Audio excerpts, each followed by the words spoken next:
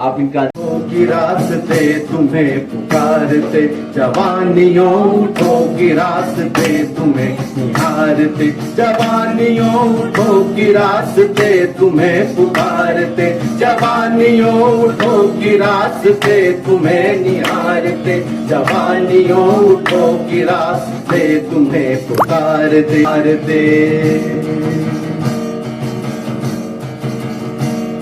उठो की ऊंच नीच का जहां में फर्क मिट सके, उठो की जात पात का गुबार धुल के मिट सके, उठो की ऊंच नीच का जहां में फर्क मिट सके, उठो की जात पात का गुबार धुल के मिट सके, कोई किसी पे जोर जुल्म अब न कर सके, यहाँ अकाल और भूख से कोई न मर सके, यहाँ जवानियों उठो की रास्ते तुम्हें पुकारते, जवानियों उठो की रास्ते तुम्हें निहारते, जवानियों उठो की रास्ते तुम्हें पुकारते, जवानियों उठो की रास्ते तुम्हें निहारते, जवानियों उठो की रास्ते तुम्हें निहारते।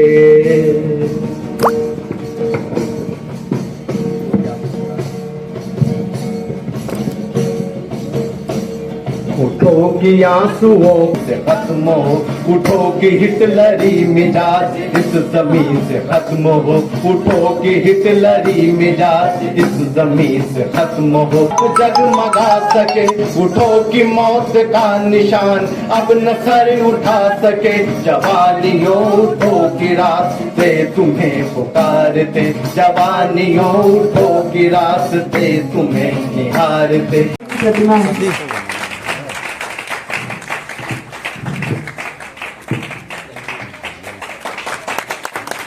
और हमारे बीच निशु है जो हमारे साथियों पे प्रतिभा भी माल्यार्पण करेगी।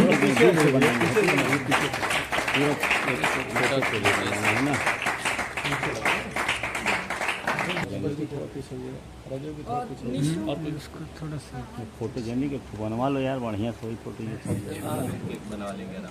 हाँ साथी अरविंद साथी की प्रतिमा पर माल्यार्पण करें।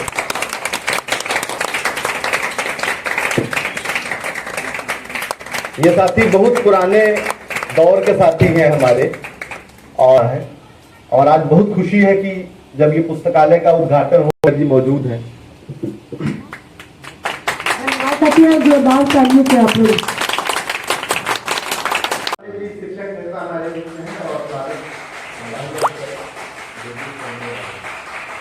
करके चर्चा होती है, संघर्ष होता है, वहाँ उपस्थित होते हैं। पिछले दिनों भी अजली साहब में गया था आपके घर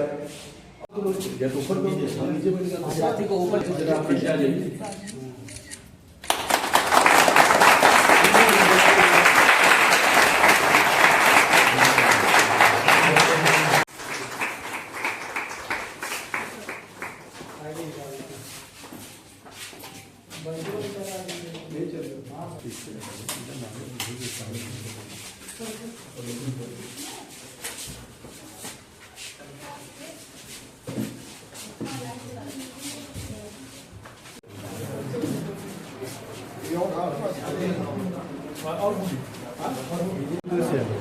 देखिए ऐसा है कि आज लोगों की पढ़ने के में रुचि कम हो रही है।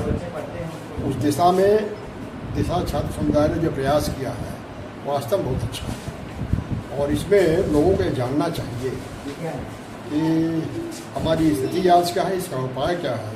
और इसको 60 में कहा था भगत सिंह ने, क्या कहा था, क्रांति की मसाल विचारों की शान पर कसी जाती है, विचार ही हमारे ठीक नहीं होंगे। और आज जो ये सरकार है बीजेपी की, विचारों को ही बदलने के चक्कर में, जैसे कहानी बता दें आपको, मास्टर हूँ मैंने सामाजिक विज्ञान पढ़ाया जाता है ना, मुलायम सिंह के मुख्यमंत्रित्व काल में मैंने कम्युनिस्ट पार्टी का घोषणा पत्र जुड़वाया था। अब सामाजिक विज्ञान पढ़ाओगे तुम और कम्युनिस्ट पार्टी का घोषणा पत्र नहीं पढ़ाओगे, जुड़ा था, जो भाजपा हटा दिया। तो वो इस विचारधारा को रोक रहे हैं और हमको ले जा रहे हैं पीछे।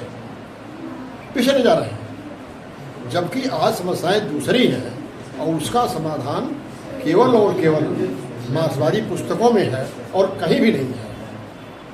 इसलिए ये जो प्रयास किया बच्चों ने बहुत अच्छा किया है और ठीक किया काम। और वो लोग ठीक। अंजलि जी, यहाँ इस लाइब्रेरी में किस तरह की पुस्तकें मिलेंगी पढ़ने के लिए? देखिए, पहली बात कि भगत सिंह पुस्तकालय है तो सबसे पहले तो क्रांतिकारी साहित्य है, क्योंकि हमारे जो आगे का जी समाज को बदलने का जो रास्ता है ना, वो क्रांतिकारियों के विचारों से ही गुजरता है। तो पहले तो हमें यही जानना पड़ेगा कि हमारे क्रांतिकारी किस तरह का समाज चाहते थे और आज कैसा समाज बना है, और आने वाले दिनों में अगर हम किसी समाज को बदलने के बारे में सोचते हैं तो हमें क्या करना चाहिए। और ये रास्ता, ये रोशनी हमें क्रांतिकारियों के विचारों से मिलती है।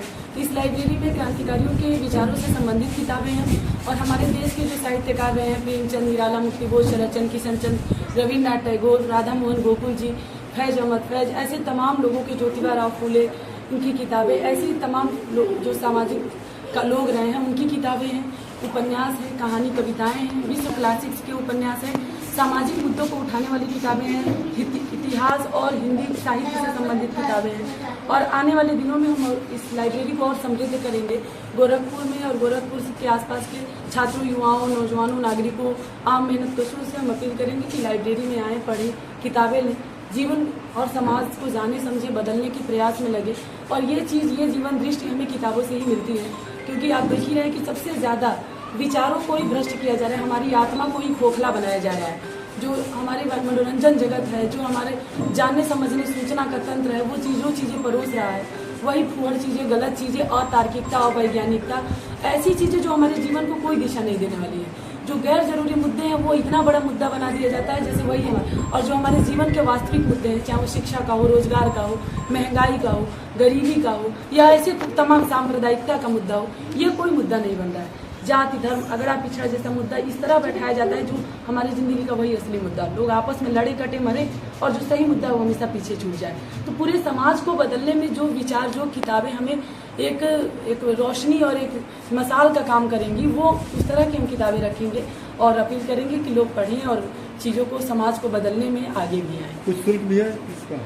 शुल्क इसके पहले जो निर्धारित किया गया था, पहले तो एक दौर तक ही निःशुल्क चलता था, लेकिन यहाँ ज़्यादातर करके छात्र, नौजवान और मेहनतकशों के घरों से पढ़ने वाले छात्र आते हैं।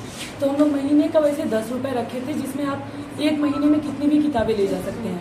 अब नए सिरे से लाइब्रेरी खुली है तो नए तरीके से इसके नियम और शुल्क का हम लोग विवरण इस पर लगा देंगे और वो भी बहुत ज़्यादा नहीं होगा। और एक छात्र इतना शुल्क जो देने लग वो दे कर पढ़ सके, क्योंकि निःशुल्क करने में भी दिक्कत ये है कि लोग वैसे कुछ चीज़ पाते हैं तो उसका उतना महत्व नहीं समझते हैं।